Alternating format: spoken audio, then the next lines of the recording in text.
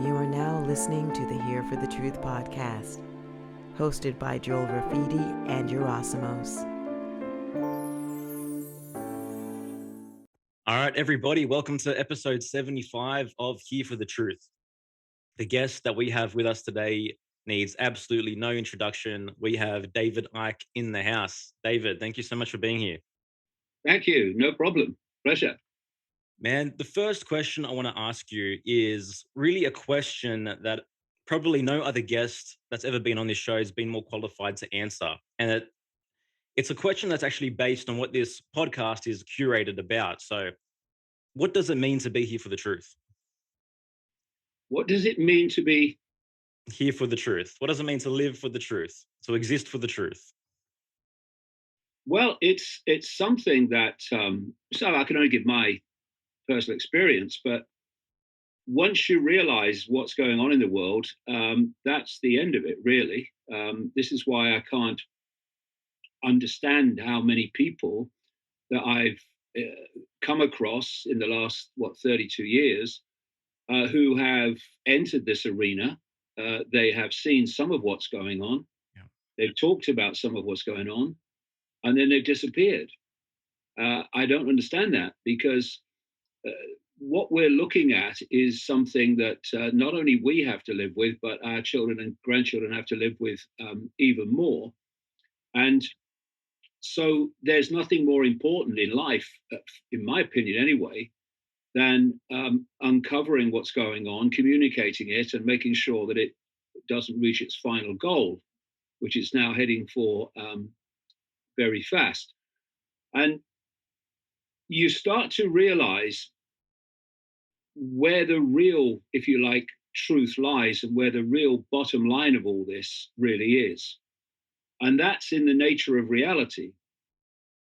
You know, we live in two worlds while appearing to live in one. One world is the world of the population, which is strictly limited in the information, the knowledge it's allowed to have, unless it goes in search of it. This is what searching for, quote, the truth is really all about. It's searching for what we are being denied knowing as a matter of course, which in a free world, that wouldn't be the case. We would be freely discussing these things and knowing these things. So the population world is, quote, informed, actually misinformed, the word of the moment, through the education system, which has been set up by the authorities and that which is behind authority, through the media owned by the same people, and through politicians and political parties that are ultimately owned by the same people.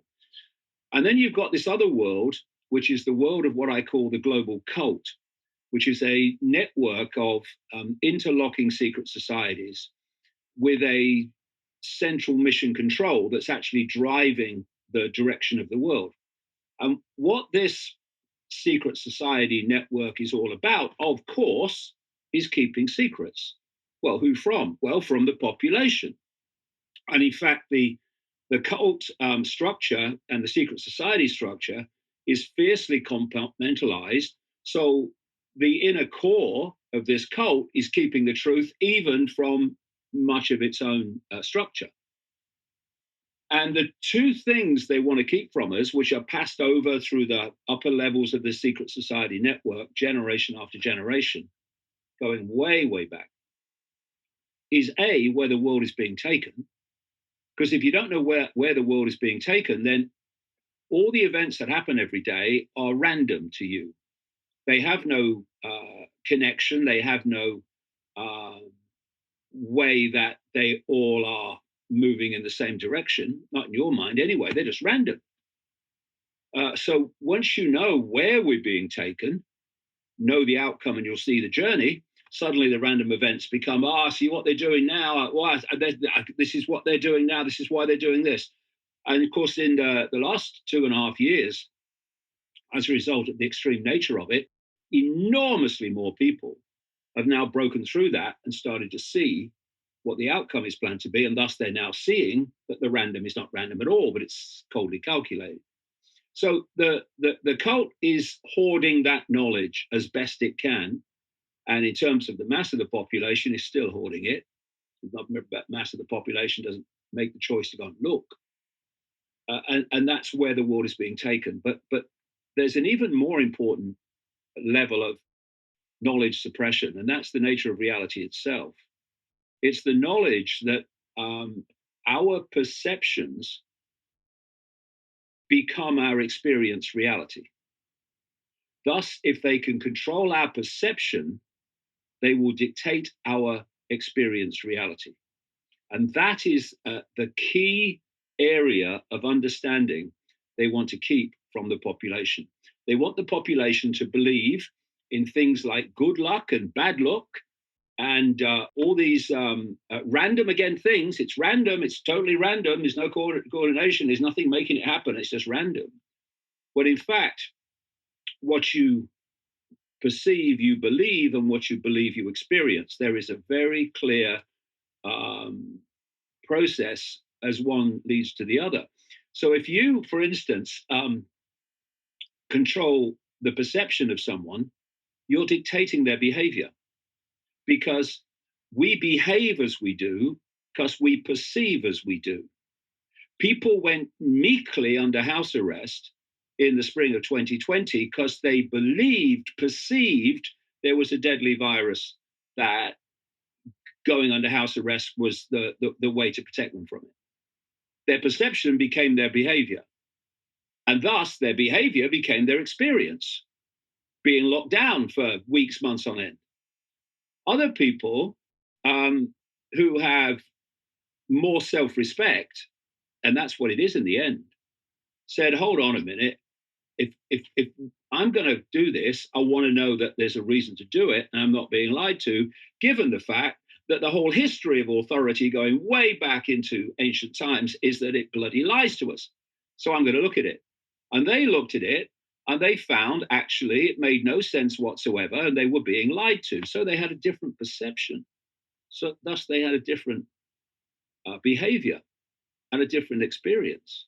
And it's this connection between perception and behavior and experience that they want to keep from us, because then they know that if they control our perception, they dictate our behavior and our experience, while the population in general thinks that behavior and experience is just random and there's nothing generating it, it just happens.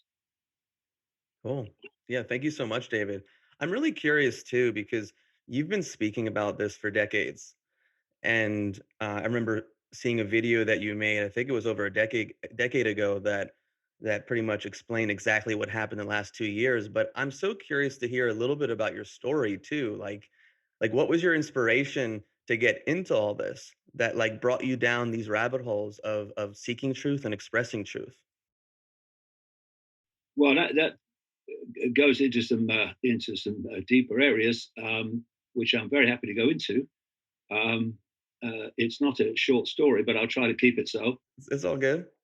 I I've always been questioning of authority, even when I was a kid. I didn't believe what teachers told me because teachers told me. I wanted to know why they told me and what the basis background was to what they told me. How do you know that? So I've always been like that.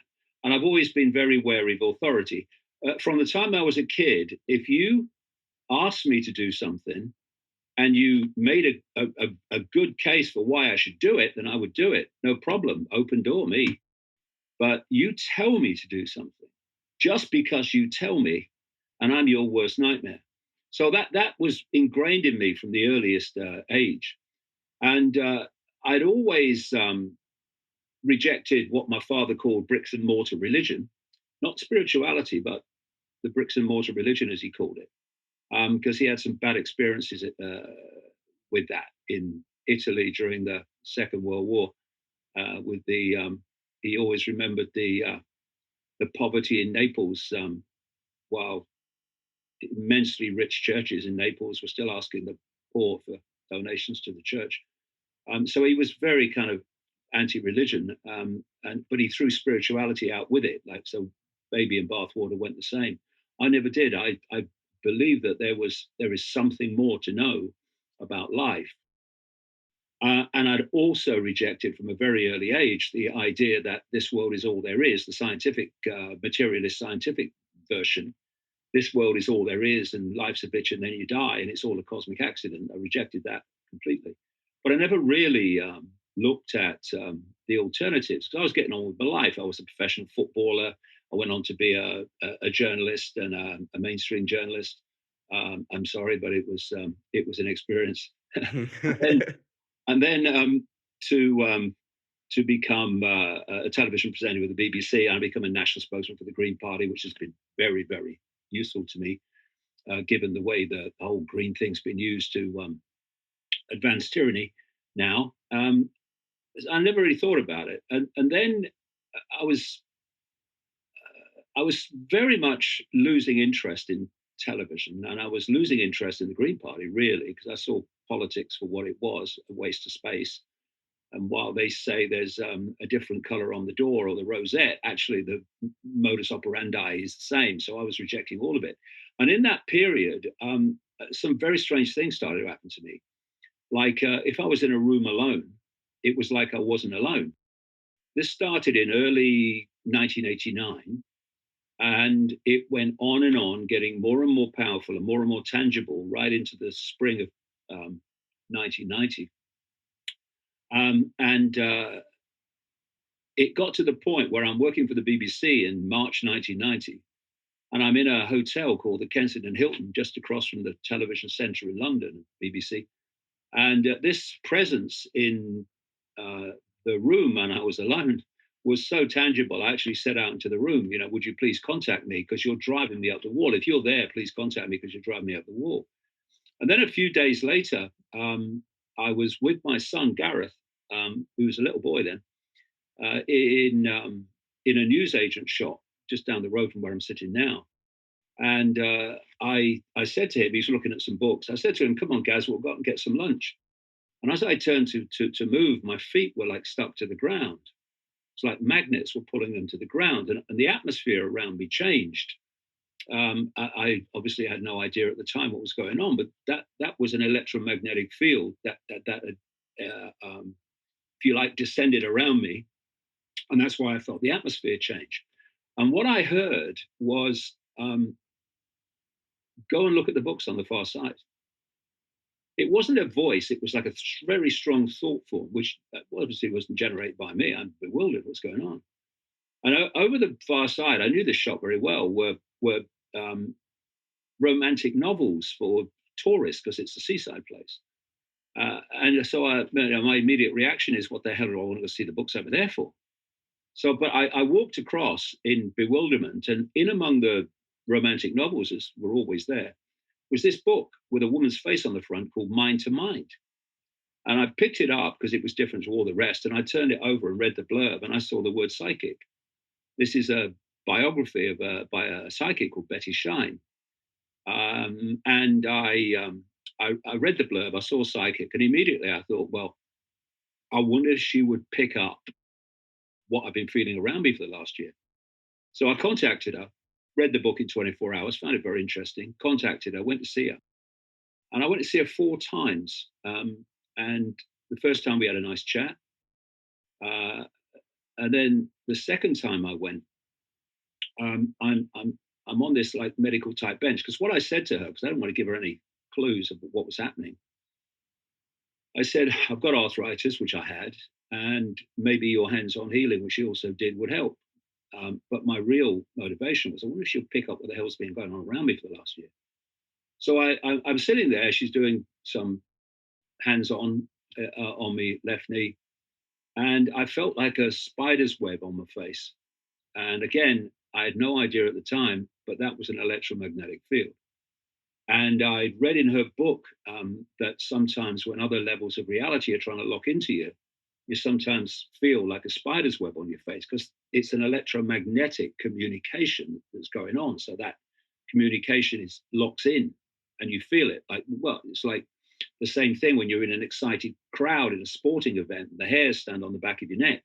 That's the electromagnetic energy given off by the excitement of the crowd. Also, you can do it when you get great, states of fear if you go into a very unpleasant place.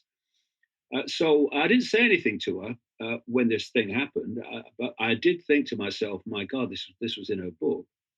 And then about 15 seconds later or something, she launches her head back and she said, "My God, this is powerful. I've got to close my eyes for this one." And she goes on then to tell me that she's looking into some other dimensional entity, whatever you want to call it, and is they're asking her to talk to communicate with me. And she said, "You're going to go out on a world stage and reveal great secrets. One man cannot change the world, but one man can communicate the message that can change the world. That you will face enormous opposition, but we, quote, will always be there to protect you." And there are lots of other things. And every single one of the things that I heard, I was told that day and a week later when I went again, was as happened or is happening. And from the moment, one of the things that I was told is that we're going to lead you to knowledge, and we're going to put knowledge directly in your mind, and you're going to think, you're going to say things and wonder where they came from. And from the time I left her home, that is exactly what has happened. I've been led in the most synchronistic way to information, people, books, documents, personal experiences that have been like handing me puzzle pieces in a jigsaw puzzle. And often, overwhelmingly, they've been in the right order to put them into where they go the quickest and to realize where they go.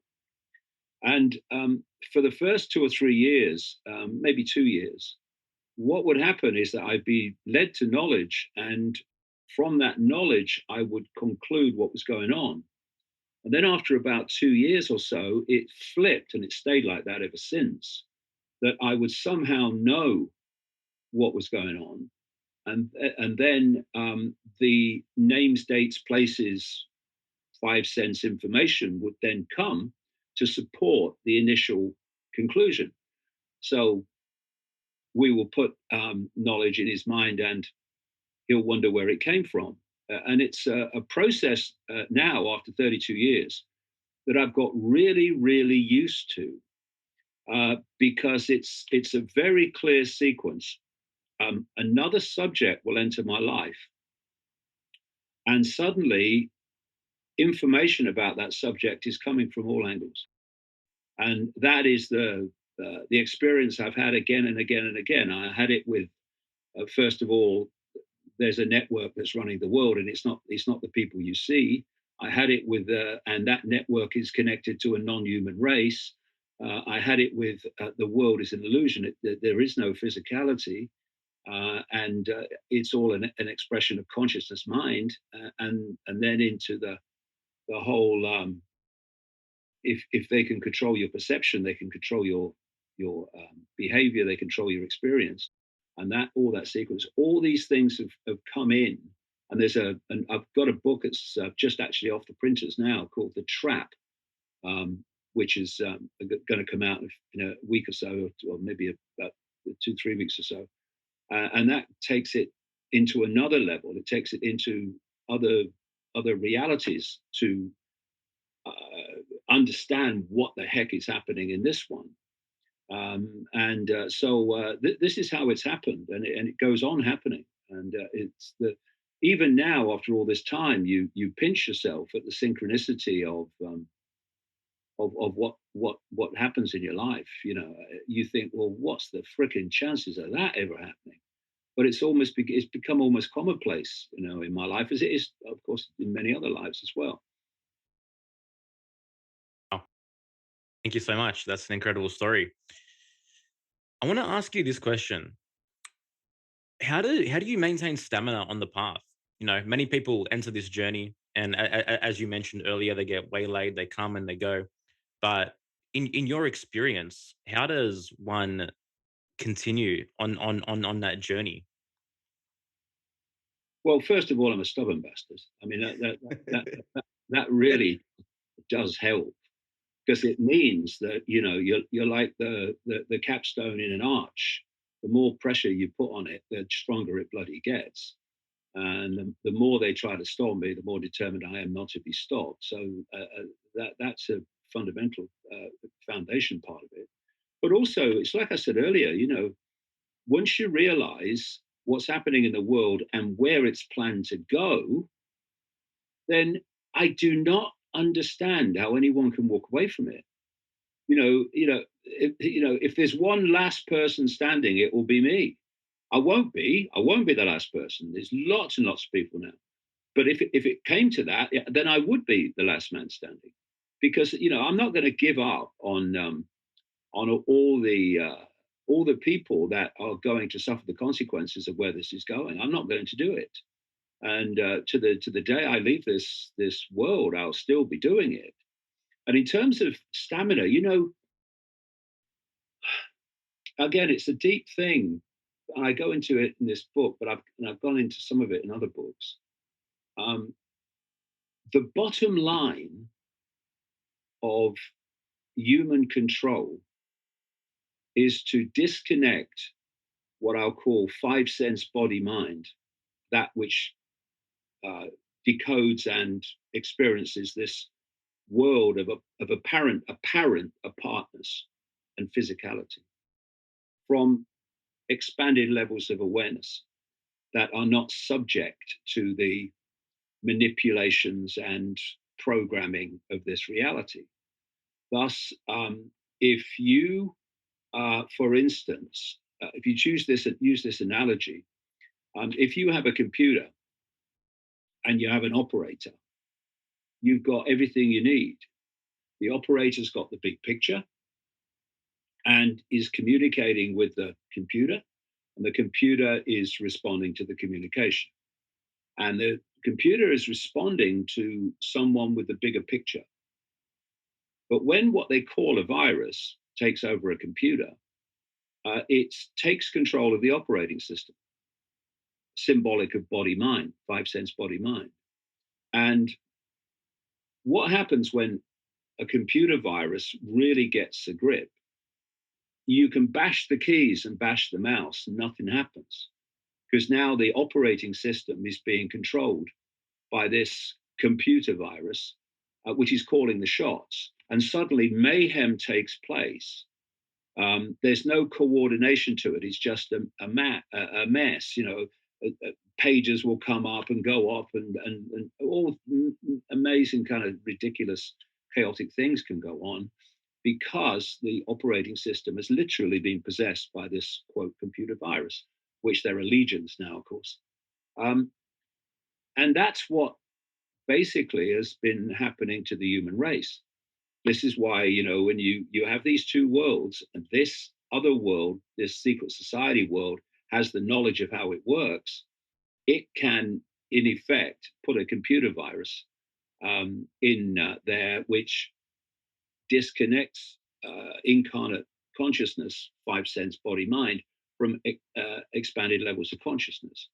And once it does that, the person is not filtering five sense knowledge from an expanded point of view. It's not seeing the panorama as well as the micro.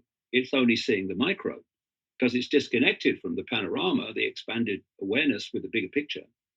And therefore, its perception of reality is totally and utterly skewed.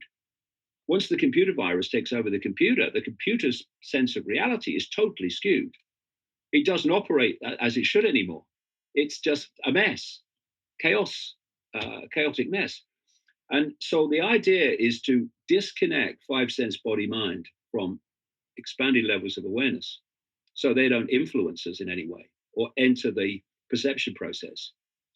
Once you've isolated body mind, you then program its perception through the education system, the media, et cetera, all the forms of communication, of alleged communication. And therefore you are isolating, and then you are programming.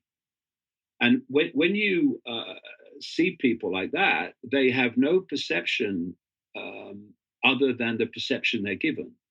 So you will have come across this very clearly during the COVID era, where people would say to you, I'll tell you what I think's going on.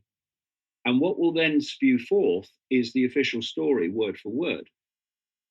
But there's no unique processing of information to reach your own conclusion. Your conclusion comes fully packaged through the mainstream media and all the other sources of authority controlled, cult controlled communication. And so, what we call awakening, and my God, that's going on a scale I've never seen before now, which is fantastic. But what we call awakening is simply awakening from the five sense body mind prison, perceptual prison, and reconnecting with expanded levels of our own consciousness. Not some bloke on a spaceship, our own levels of our own consciousness. And once you make that reconnection, that's what it is. It's a reawakening rather than just an awakening. Then suddenly you are processing information from an expanded state of awareness rather than a myopic state, and you see things differently. Suddenly, see, if you look at the five senses, what they do is they decode a tiny band of frequency, and anything beyond it, they cannot access it visually. Beyond a tiny band of frequency called visible light, we can't see anything. The entirety of infinity is in the same space that I'm sitting in now, but I can only see part of it because that's what my five senses, my visual senses, are able to decode. And thus, I look around this room and I see form, what we call things, and that's the frequency band that my visual senses can decode, what we call form. So I'm seeing a couple of lights, a window, a computer, a cabinet, whatever. And in between them is empty space. There isn't empty space, but to my senses, there's empty space. So the five senses are constantly feeding to us a sense of a world in which everything is apart from everything else and everything is separated from everything else. So all you can see, in effect, is dots. You can't see how the dots connect because what the dots connect is this energetic field of consciousness, awareness that is out of the frequency range of visible, our visible senses.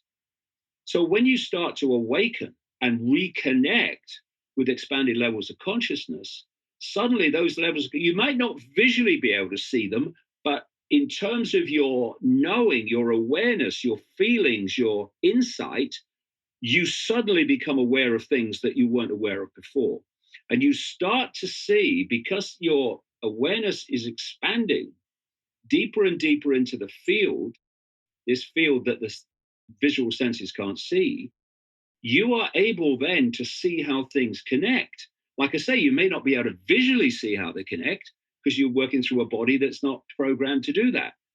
But in terms of your insight, your knowing, on the level of your consciousness, you become aware of how everything connects.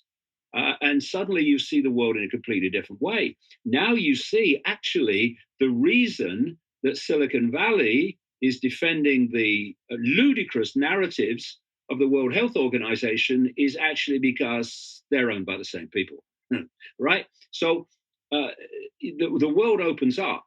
In short, if you're only in five sense perceptual mode, you will never, ever see how the dots connect because you're in a realm that can see only dots. So this, the awakening of consciousness is not just some trite kind of, theme.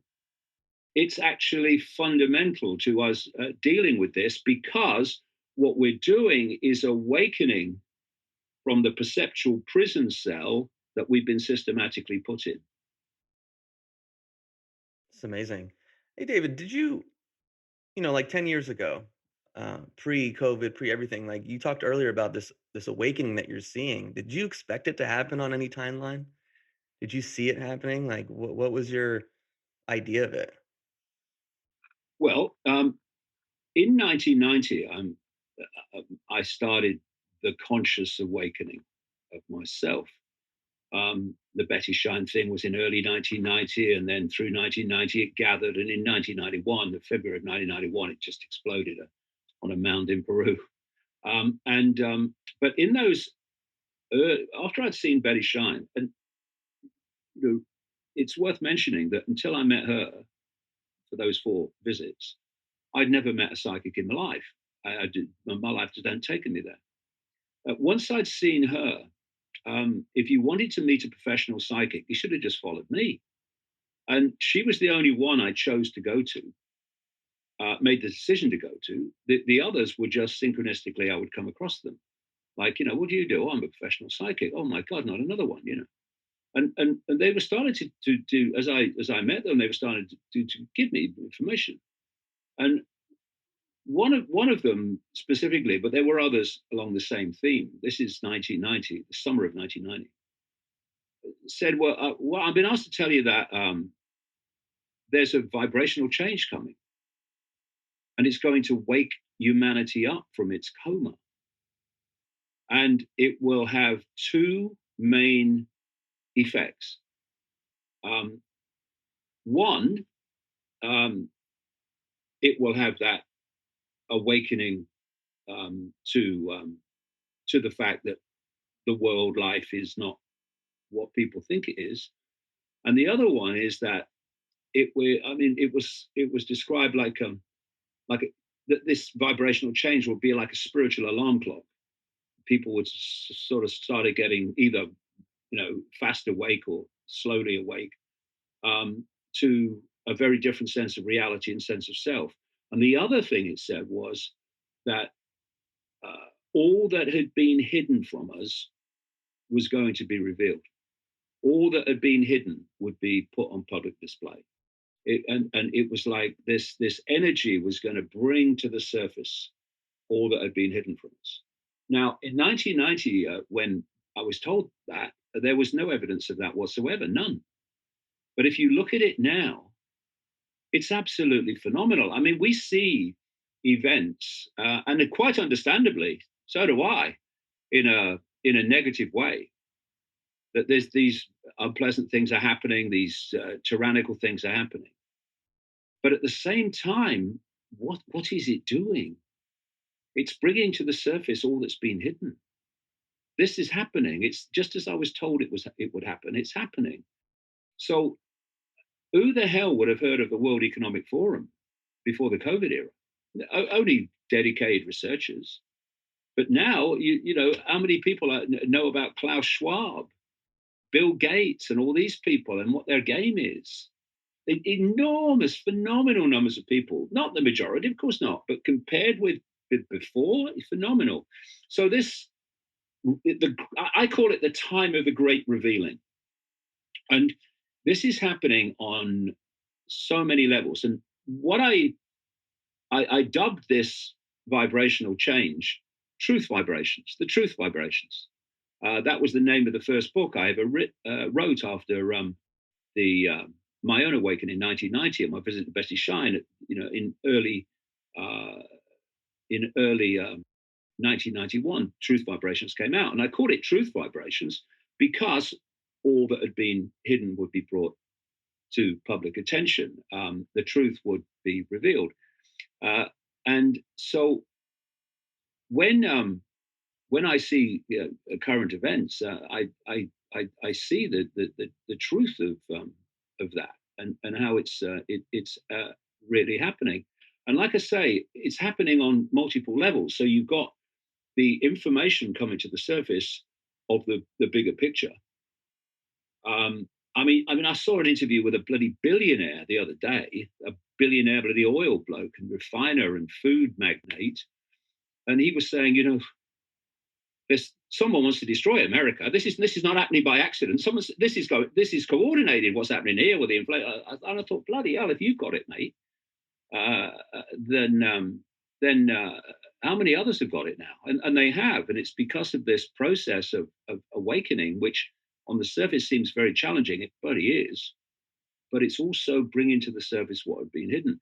And on a personal level, I don't know if you've come across this. I don't know. I've come across more and more people who've experienced this. How people they may be known for a long time and thought they knew um, are suddenly revealing themselves to be very different to what they thought they were before. I mean, then a lot of people have said that. I know during the COVID era, I never thought that he would have the jab and all that stuff. But it's another part of this great revealing is that people are starting to more and more reveal themselves, Yeah. and maybe on one level they weren't the people you thought they were from a negative point of view, and on the other side, well, maybe people I thought I didn't really care much about, but my God, they've shown themselves in this situation to be very different to what I thought they were. But it's like the real self is being put on public display, and I think we're going to see this expand and expand and expand now as the months and years go forward. Yeah, I definitely see that and feel that. I agree. There's a great expose happening on all levels. On that note, I want to ask you a particular question. Over the last, I guess, 4 years, there was the whole phenom of the Q Trump disclosure, quote unquote, so to speak. What do you think was the intention behind that? And what were your thoughts on what was really going on in that regard? Well, I guess I've upset a lot of Trump supporters in America, particularly, but other parts of the world over the years, because I don't buy into it really. Uh, I was saying during his election campaign that in 2016, when he was running for president, that the guy was a front man playing a particular role. How much he knows that, well, I'm open to debate on that, but that's what he was doing, in my view. And I have this phrase, and it's so important. I think, don't judge from people by their words, but by their actions. Not like what they say they stand for, but what they actually do. That tells you who the person is, not the words. They're easy. And the plan was to divide America, completely divide America down the middle. And so, if you read a book by a guy called Saul Alinsky, who was a cult operative and communist. He's a bit of a hero of Barack Obama and Hillary Clinton and Nancy Pelosi. Uh, he wrote a book called Rules for Radicals. And it was a guide to how you transform a democratic society, if you want to call it that, to a tyrannical communist society. And one of the ways, he said, is don't target faceless bureaucrats, bureaucracies, and corporations. Pick one person and focus everything, all blame on that one person, which is an expression of the Nazi propaganda technique of keep your propaganda simple. And they brought Trump through. And that's another thing, when Trump started running for president in the early part of that year, um, I watched that and I thought the idea that this guy's a maverick is ridiculous because you look at his background, his history, and who he's connected to. He's no maverick. But I'll watch and I'll see what happens. And it was about 16, well, the best part of 20 actually, other candidates that started out to get the Republican nomination. And we were told through the propaganda that the Republican Party didn't want him and they didn't want him to stand for president on their behalf. But he won. And at the same time, you had the WikiLeaks document email revelations that showed that the Democratic Party hierarchy was systematically making sure that Hillary Clinton was their candidate and that Bernie Sanders would not be. Mhm. Now, if the Republican Party hierarchy didn't want Trump, then they could have done the same.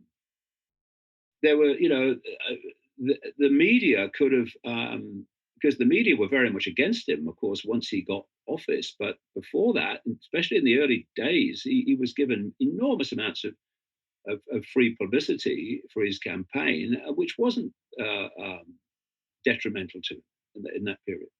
So once he won the nomination, I thought, well, he's the chosen one here. This guy's gonna come through here, and he did, and he basically was used to completely divide America. And what he did, what his presence did, and the propaganda around him did, was harness the entirety of what they call the left. And I mean what they call the left, because the woke is not left, it's tyrannical, it's far right. But what they call the left liberals, I love the misuse of the liberal word with wokers, but to focus all their attention on Trump and this division. And then there was the Trump supporters. And the Trump supporters are basically what I call pushbackers. I may not agree with everything they think or all that stuff, but they are the pushbackers. They're the ones that don't want the woke agenda. They don't want the World Economic Forum agenda, the cult agenda. They don't want it. So they are now in one camp, and all the opposite mentalities in another camp. America is massively divided. That's exactly what was planned. And then through the Trump years, very little of what he said was going to happen. Actually, he was going to do actually happened. I mean, I don't see how you can be a radical and get in bed with Saudi Arabia. I mean, what? But he did, and in many ways, he of course was the front man for the rollout of the fake vaccine, and even his own side were booing him at rallies when he said that they should have the fake vaccine. And so again, judge people by their actions, not their words. And so Trump became a symbol of that which is pushbacking, and therefore a figure to be demonized, and with that to demonize those that were pushbacking. In other words, the people called Trump supporters. You'd isolated this group, and this group, was then through the propaganda, morphed into white supremacists. So you support Trump, you're white supremacists. White supremacists, therefore, must be censored. They must be silenced. And the war on pushbackers in America began to be embodied in, quote, Trump supporters. Trump supporters, oh yeah, they're white supremacists. You see the process of propaganda going down the through the months to get to where we are now. And then there had to be, because Biden was the chosen one, he was the chosen one because he doesn't know what day it is. Therefore, people in the background through him, sign this, Joe, will you? Oh, yeah, sign this. Are basically deciding what the hell goes on. He doesn't know what his name is. But he was going to be brought in. And I said at the time, before he won, they're bringing Biden in because the woke agenda is going to go full blown now. So they've isolated and demonized the pushbackers. Now they want someone in through which they are going to throw that entire woke agenda, i.e. the cult agenda, at America. And that's exactly what happened from day one. They started closing pipelines down and what have you, to push up the oil price, which increases the price of everything. And that we're seeing that going to overdrive now.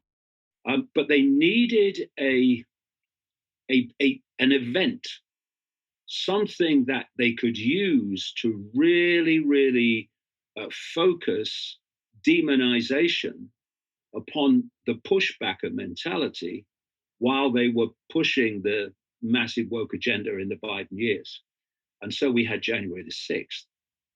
And when you look at that, it was the most obvious trap that many people fell into.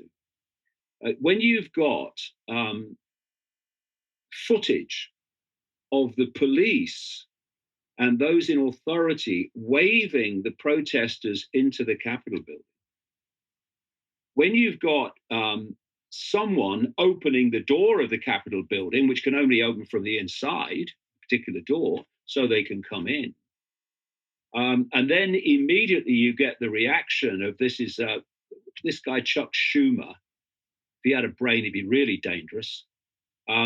Saying that this is our Pearl Harbor. I mean, what an insult to the people who experienced Pearl Harbor. So it was, you could call it a riot, an insurrection. It absolutely wasn't, and only one person was killed by violence, by gun violence, and that was Ashley Babbitt, who was an unarmed veteran who was shot by a moron of a Capitol police officer. But it's been you saw this week with the hearings, which they put on primetime television. I mean, it's unbelievable. That's North Korean propaganda. That is. They've used this to further demonize anyone who's pushing back as a white supremacist and someone who wants to destroy democracy, the very democracy that they are themselves destroying. And you've got people like this guy Ray Epps. I'm sure you've come across him. Ray Epps is on film the night before January the 6th, telling the crowds that they have to go into the Capitol building the following day. And then after Trump was finishing his speech in the mall on January the 6th, there's footage of Ray Epps going around telling everybody we're heading for the Capitol now. And all these people that have been arrested on ridiculous charges, like trespass charges, and are some of them still in the grotesque Washington prison without trial. Ray Epps has been completely left alone, even though the footage has been aired on things like the Tucker Carlson show many times. The FBI won't investigate him. The January the 6th committee won't investigate him. So to complete the answer to the question, central to this scenario that has led to the isolation and demonization of pushbackers is the phenomenon called Donald Trump, and therefore I don't trust him at all. I think that definitely answers it. And I mean, just the incredible touting of the vaccine to me is just the nail in the coffin in that regard. I mean, but on the other side, when I contemplate it, I think there was definitely a huge awakening process that came through Trump at the same time. You know, whether that was intentional or not, I don't know. But many people began to question all these agendas in deeper ways because of whatever role I guess he was playing. And it just seems to me as though it's becoming more and more obvious. Like everything is becoming like so like dumb. Like it's not even there's not any real production or orchestration behind what's going on. It seems to me as though it's getting very sloppy, so to speak. What are your thoughts on that? I mean, yeah, Yeah, I wanted to add quickly because David, yeah, you've spoken so often about the totalitarian tiptoe, and it doesn't seem like a tiptoe yeah, anymore. No, it's a sprint, but the um, the point is we've reached the point in the unfolding agenda where it can't hide itself anymore. yeah, I said a long time ago, the time will come when this is going to hit the surface because it can't help but do so. Because if you're trying to transform a society, you can orchestrate under the radar for so long so that things appear to be random.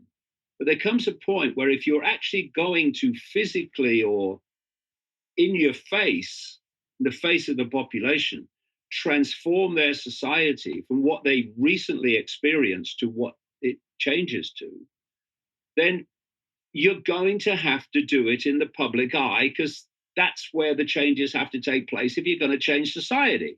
So there was always going to come a point where they couldn't hide it anymore. So what they do then is they move to selling it, to sales pitching it. So for years, I was saying they plan to connect AI to the human brain so that AI becomes the human mind. Mhm. Uh, and it was poo-pooed and, oh, that's nonsense, that's far out, that's conspiracy, that's rubbish. But they've got so far along that road now where they can't hide it anymore. So now they're trying to sales pitch it, and they'll say, like people like Ray Kurzweil at Google, we do that and we become gods, we become godlike if we do that. So it's a positive thing, and that's why people should do it and all that.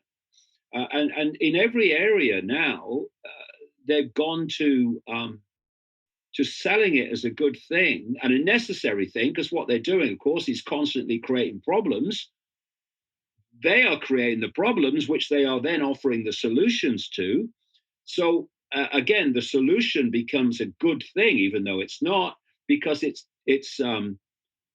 said to be reacting to a problem which they cause, which is not a good thing. So it's a different game now.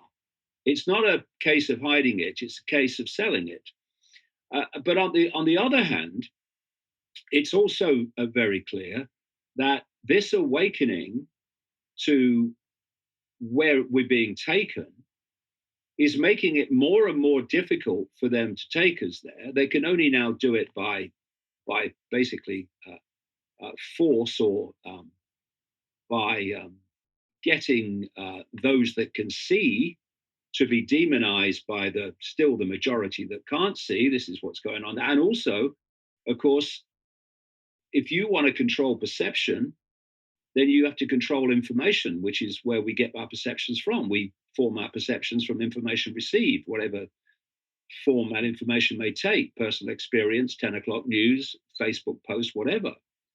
And so if you're going to dictate perception, you have to control information. And that's where all the censorship's coming from.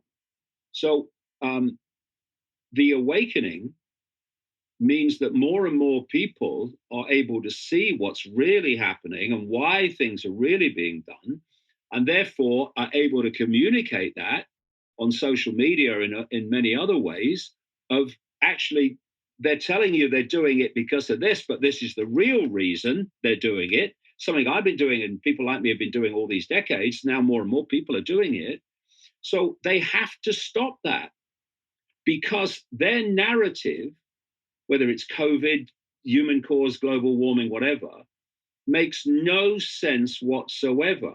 They cannot win an open debate with the information and the evidence. And so their whole plan is in deep, deep trouble. In fact, it's in fatal trouble if we have the free flow of information so it can be exposed. And so what they're doing now is, and have been for a long time, of course, now, but it's getting more and more extreme. They're kicking in these phenomenal levels of censorship so that their narrative is the only one that people hear.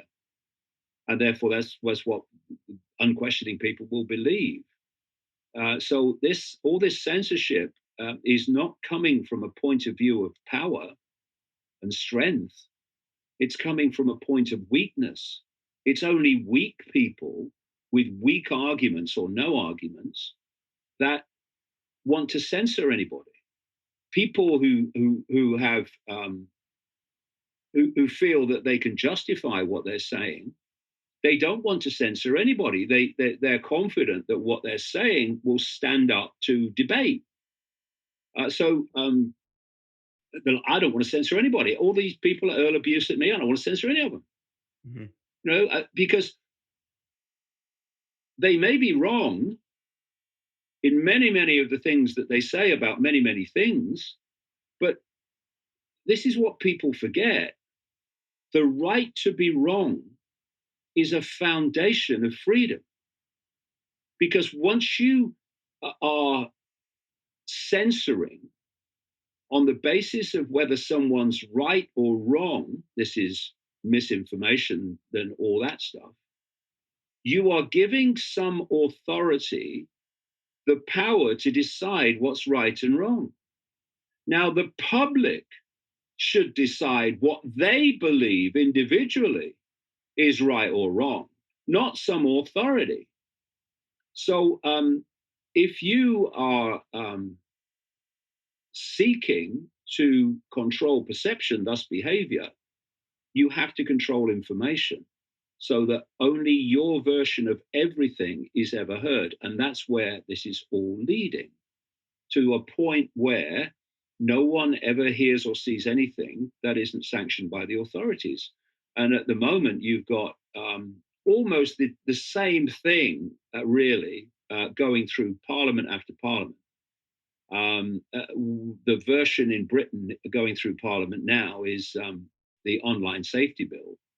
There's a Canadian version, there's an Australian version, and so on. And the online safety bill says that an authority, in the British case, Ofcom, the Office of Communications, which is the British government's broadcast regulator, actually the British broadcast censor, it made rules on the British broadcast media in the spring of 2020 that absolutely ensured that I would never again appear on the mainstream media in Britain, because what I was saying was outside their rules. And the Ofcom organization is so fascist, so tyrannical. It was started in 2001 by Tony Blair. So that's how bad it is. And this online safety bill is going to give it the power, not just to regulate broadcasters, but to regulate what is posted on the internet. And that power will not be on the basis of whether something is illegal or unlawful, but on the basis of whether Ofcom perceives it could be harmful to someone. And so you post something, and there is virtually nothing you could post that you couldn't make an excuse for being harmful to someone. So that's why they've gone for harm and not for lawful or unlawful. So things that you can say in the street and you can say in public become, under this bill, deleted from the internet on the say-so of Ofcom because it decides it could be harmful to someone. Yeah, well, you could call a woman, and it could be perceived as harmful these days. Exactly that. And so what you hear, and you hear this from all these versions of the bill around the world, is it's to protect the children. You know, we're going to protect the children. We care about children. That's why we're having them read stories by drag queens all over the world, because we care about children and all that. They couldn't give a damn about children. They're getting kids to have this fake vaccine with all its obvious dangers, and you know they couldn't give a damn. And then they say, "Oh, it's to get clip the power of the big tech giants." No, it's not. They're censoring like crazy anyway. You're just giving them an excuse to do it even more. So this online safety bill says, if you don't take down what Ofcom, i.e. the cult, says is harmful, then you are going to face massive fines, or you could even go to jail. And that is not targeting big tech, and it's not targeting harm to children. It's targeting the alternative media. Mm-hmm.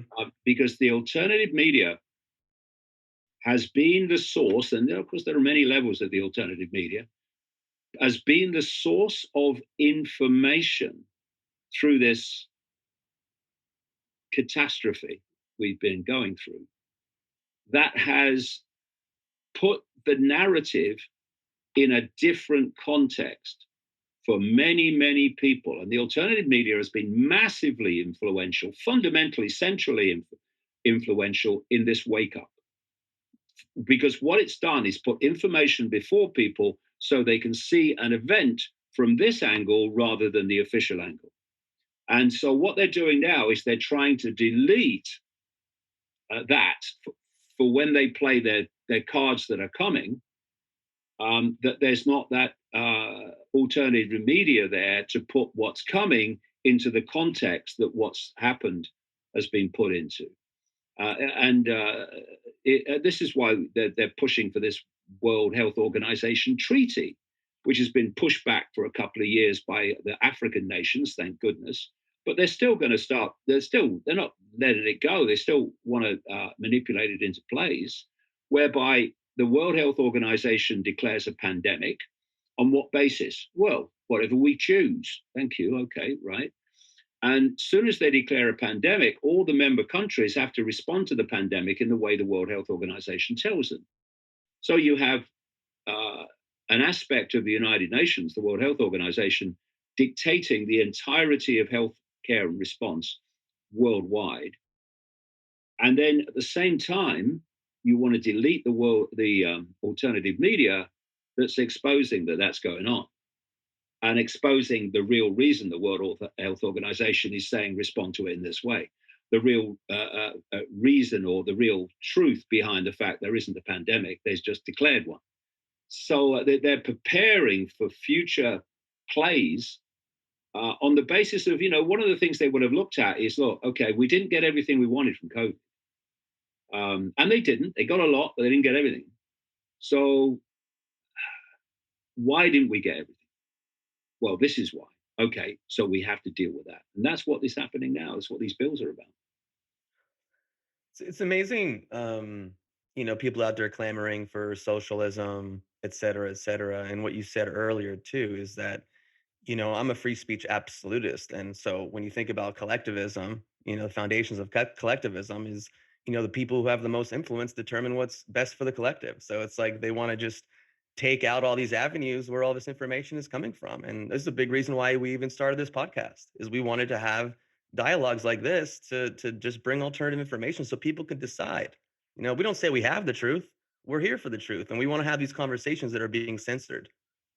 Well, it's like Socrates is supposed to have said in ancient Greece, wisdom is knowing how little we know.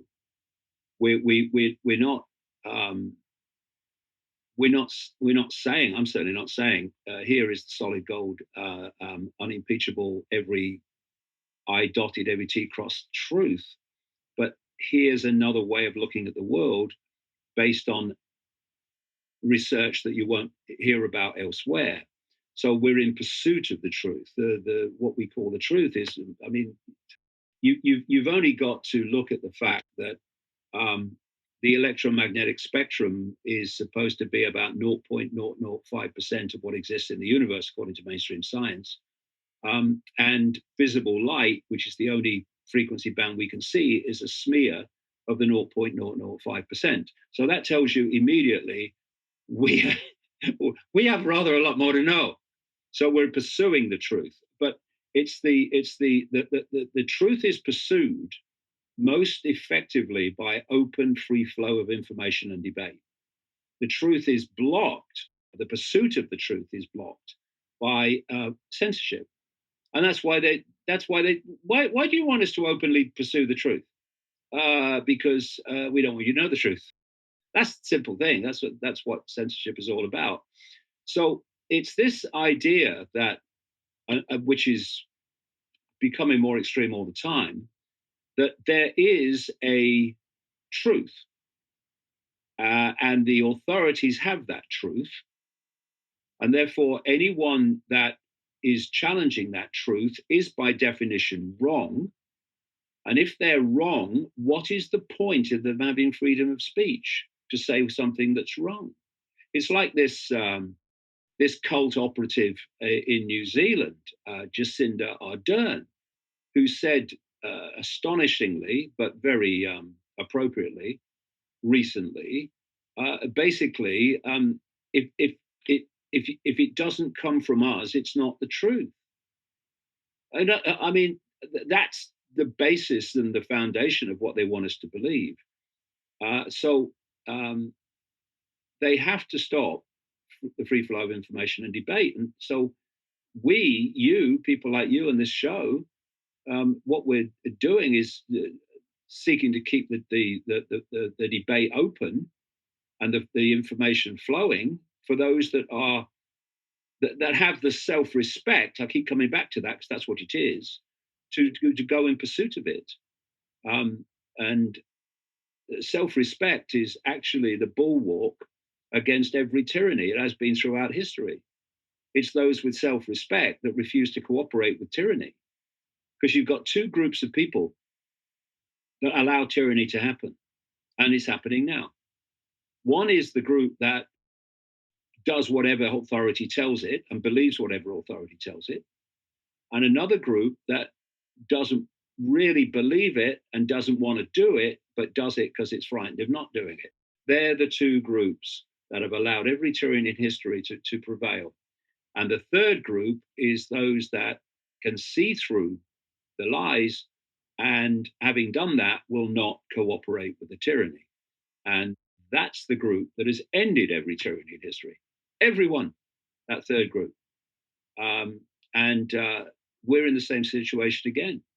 And what we need is more of this second group that can see that it's being lied to, can see that this stuff doesn't make sense, but is frightened of not doing what it's told.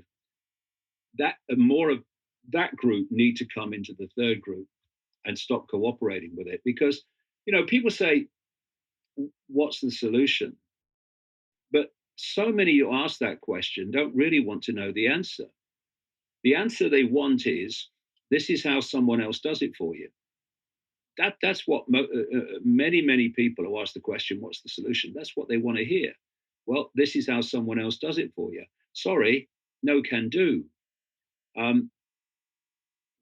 The first two mentalities, unthinking acquiescence to authority and intimidated acquiescence to authority, are how every tyranny manifests. That's how we got into this mess. That's why we got where we are now, is those two groups doing that. So if you want a solution, then it's not doing that anymore.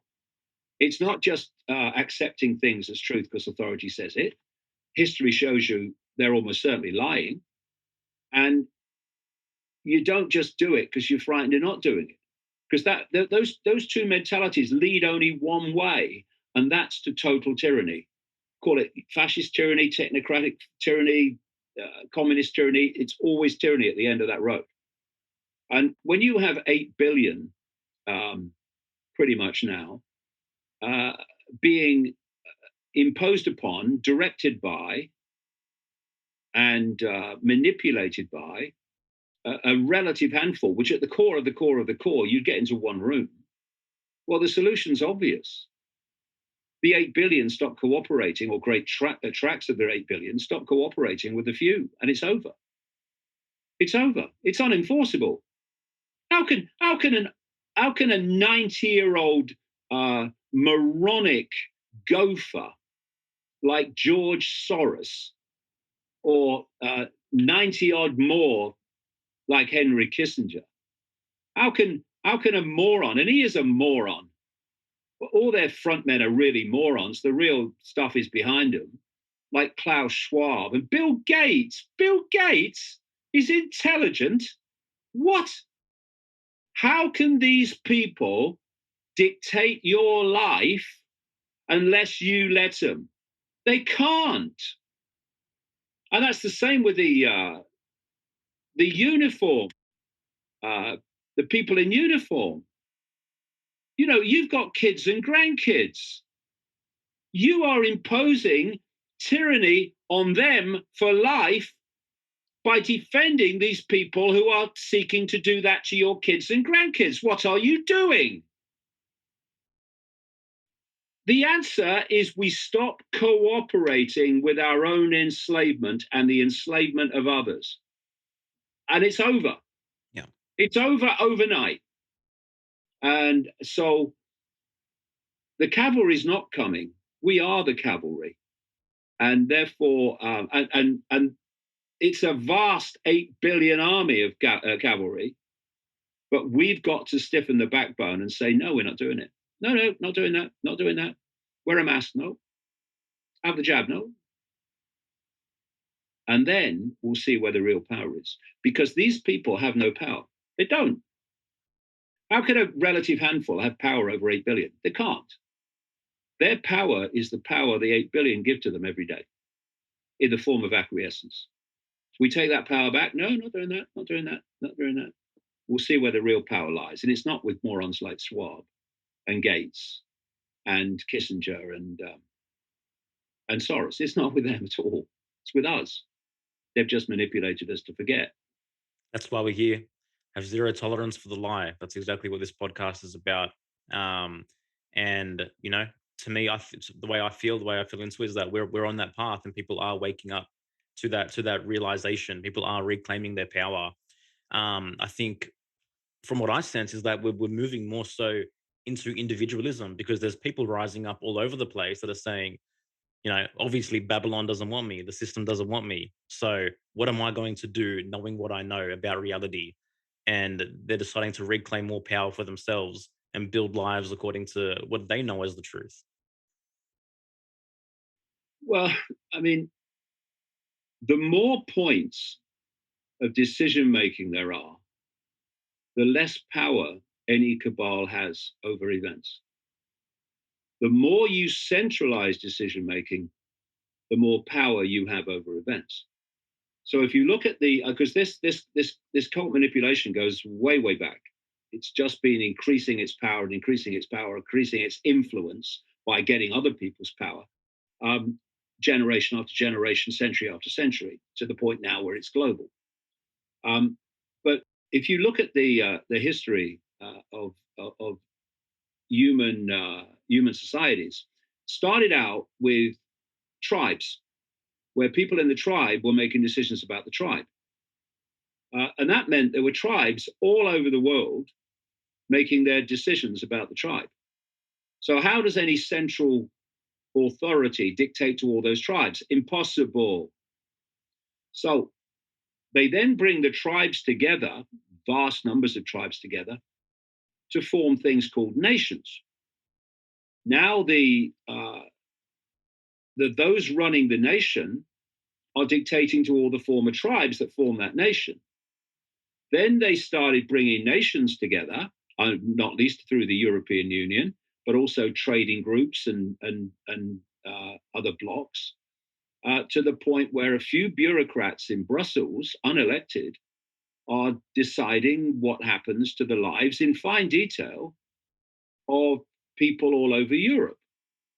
And where they want to go is, and we're only one stage away from it now, is to, this is the Great Reset, one aspect of it, is to a world government which would dictate to all the former countries, all the former tribes, and to all the European Union type gatherings of nations. We've got the BRICS gathering group, etc. They would be dictating to all of them. And so you have a few people then at the center of this world government that wouldn't be elected. There'd be technocrats, there'd be bureaucrats and engineers and people like that, and health people and all this stuff. That would be dictating policy. This is why you've got the World Health Organization seeking this treaty in which technocrats and bureaucrats would dictate world health policy all over the world. It's this movement towards this centralized world government, unelected world government. So a handful of people then would officially be running the world. But even then, they wouldn't be running it. The people behind them would be running it. They'd just be doing it on their behalf. So that's the process. And what is that process? What is globalization? Globalization is the name given to this very process I'm describing of the centralization of power in every area of our lives. And with every step towards centralization of power, you are handing power over more and more people to fewer and fewer people. So now it's really a small number that are dictating the policy of the world in general. I mean, you look at the World Economic Forum; it's a private organization. It's got corruption and satanic stamped on its forehead. And yet, all these people from these different countries in politics and all these different areas, finance, corporations, they all come along to be told what the agenda is. So, you can look for solutions, or you can do what really changes anything, and that is remove the cause of the problem. And I've just described a massive cause of the problem, and that is the constant centralization of power, which is giving more and more power to fewer and fewer people over more and more. So if you want to remove the cause of the problem, you've got to go the other way. So let's start with the sovereignty of the individual. Well, okay, how are you going to control 8 billion sovereigns? Well, you're not, are you? So there you go. And that is, I have a simple philosophy on life. Do what you like so long as you don't impose it on anyone else. Uh, that that's my philosophy on life. And people say, well, what if people did that? And people did that. Well, but that's imposing their will on other people. That's not what I'm talking about. I'm saying do what you like so long as you don't impose it on anyone else. And if you break that philosophy down, you don't almost don't need laws anymore if you stick to it. Because if you're in a situation, for instance, where to put a real simple situation, you've got a group of houses, like an estate, and a group of people want to put a rave on, or whatever they call them these days, and that rave is going to create lots of noise and all that stuff, and these people in the houses, they don't want it. So in the world that we have today, one of those two is going to be a loser. You're either not going to have it, or you're going to have to suffer it. But in the world of do what you like so long as you don't impose it on anyone else, a solution would be found whereby you could have your rave somewhere which doesn't affect anyone else. So there is an encouragement that people do what they choose, but in a way that doesn't affect others in a negative way.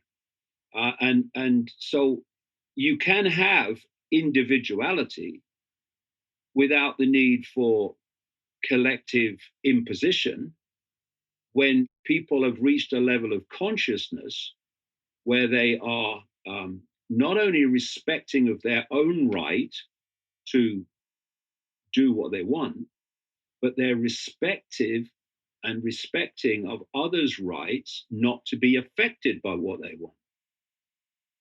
And it's a self-maintaining balance of behavior where people have the freedom to express themselves, but don't use it to impose their will on other people. What we have at the moment is the very opposite of that. We have not even the majority, we have the minority of woke activists, and the whole woke mentality is cult creation, imposing their will on the enormous majority. That's what we have. And that's the very opposite of individual sovereignty. So an individual sovereign will say, this is my opinion. And other individual sovereigns will say, well, yeah, and I agree with that. Or they'll say, well, I don't agree with that, and I'm going to tell you why. And I'm going to show that actually you're wrong because you've got this wrong, I've got that wrong. And I'm going to show you why with the evidence. That's what sovereign people do. And that's the free flow of information. That's the free flow of opinion. That's how everyone continues to learn and expand their understanding, because no one knows everything. But what we've got now is the opposite of that, the very opposite of that, because the whole system is an inversion of what should be, whereby the few are dictating to everyone else what opinion they must have. And so if people say, what's the solution? To put it in a real simple way, reverse everything that's happening. Reverse where the power is, reverse the censorship, reverse all of it, and we'll get back to freedom. Because what these things have all been designed to do is to take freedom away. So if you take them away, then freedom must return. I like it. It's very reminiscent of, I guess, what Ayn Rand rational self-interest, and just the true rational self-interest is not at the sacrifice of anyone else whatsoever, um, begins with that individual, as we've mentioned a few times now, having garnered the proper self-respect to actually make those decisions for themselves. Um, so Yeah, I tend to agree with you. Yeah, yeah, one of and the the, things they're and the doing, individual. Oh, go ahead, David. so one of the things they're doing to delete self-respect and the COVID era was a phenomenal example of that, is they are appointing. I mean, there's always been morons in positions of authority. We know that there were when I was a kid, but the scale of them now is off the Richter scale, really. Morons everywhere. I mean, you look at the Biden administration. There's basically a moron in every position of Secretary of State, Secretary of Defense, um, the Energy Department, Transportation with Buttigieg. There's a moron running everything because morons are compliant. Well, this is what they want in positions of official power. They want compliant morons because then what the people in the shadows say, the compliant morons will comply to. But when you see like Daniel Andrews in Victoria in Australia, moron, and these medical officers, what's the name, Kerry Chant Very in New shameful. South Wales? I mean, Or- she gives morons a bad name. That's where I am. Yeah. Oh dear. Well, people must ask what they were doing what she says. I mean, she's a moron. What are you doing? Just complying with it. But anyway, the one of the big reasons is that they've got morons that you can see are morons. They want you to see the morons, telling you to do moronic things, like put a mask on at the door of a restaurant, walk to your table, and take it off. I mean, I've seen people do that over and over again. I just sit there with the bloody head shaking. But so if they can get you to do moronic things because morons tell you, they've got your self-respect. That's what they're after. That's They've exactly got right. your self-respect. Yeah. And once they've got your self-respect, there's nothing left but submission. Self-respect is the bulwark against submission. So they're going for it all the time, and that's why we should not compromise with these people. I decided when this started in 2020, I was not going to comply with any of it, and never have. I was I could have gone to France to take part in a film next week, and there's a way that you can't get into France unless you uh, have a test for COVID. And I was told about a way whereby you can get around that by faking the test, because the test is about control, it's not about health. And I said, no, I won't do it.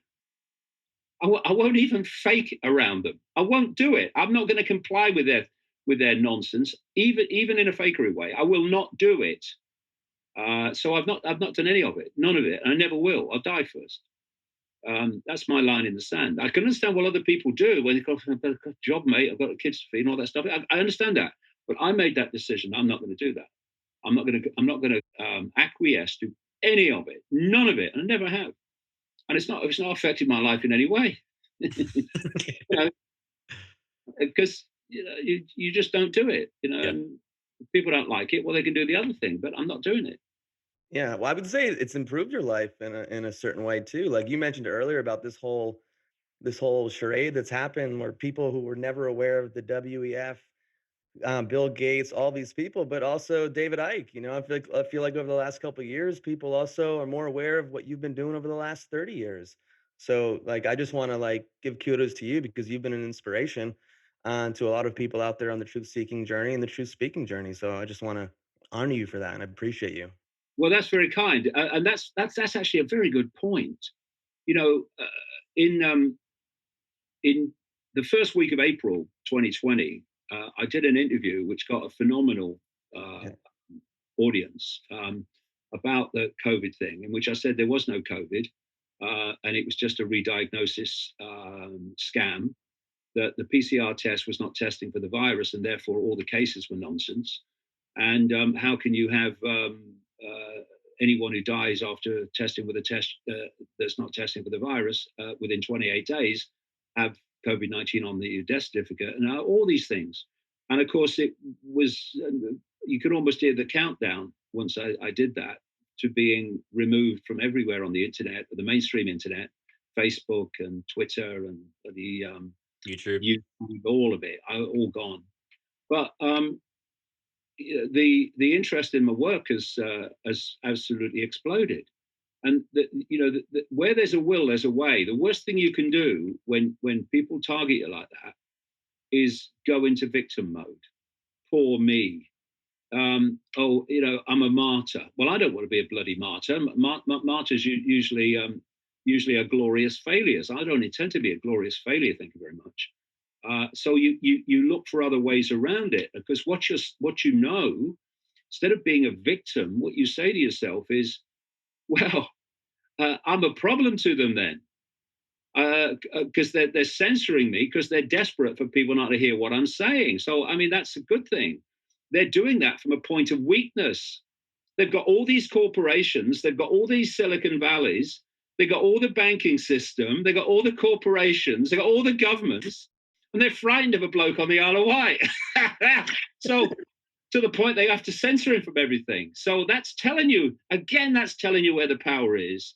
And I don't know, there are many, many things going on of what would be called a paranormal phenomena that actually are working towards helping humanity. They really are. And so these things get out despite the efforts to shut them down. And there are going to be a lot more efforts now in the coming months, in the next year or so. There's going to be tremendous efforts to shut us down. We just must not bow to it. And there's that great phrase, necessity is the mother of invention.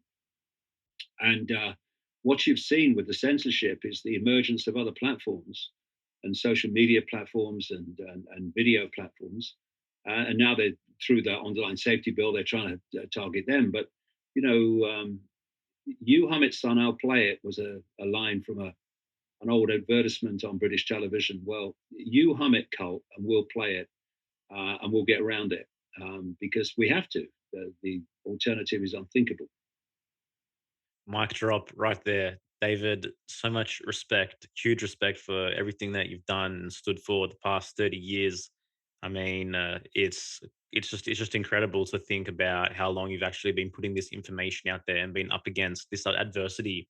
And just through this conversation, I mean, the level of self-esteem is just exuberating off you, how much self-respect you have for yourself in order to continue to walk that path. Yeah, I just want to honor you as well in that moment for sure. We have a final question, which we ask all our guests, if you don't mind. No.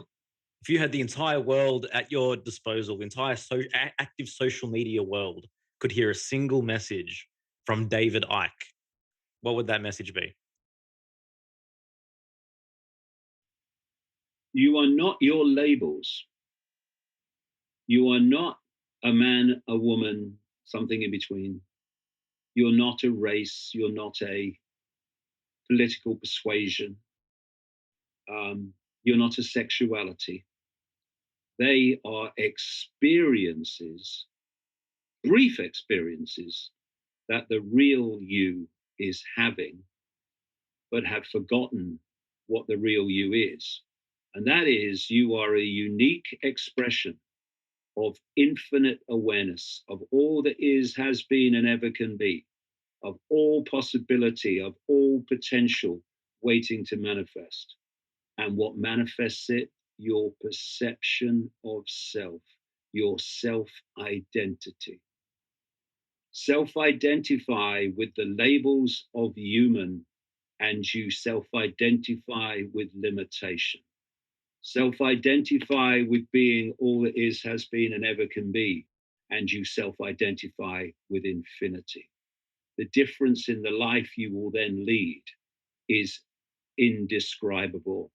The chasm is so vast. Incredible.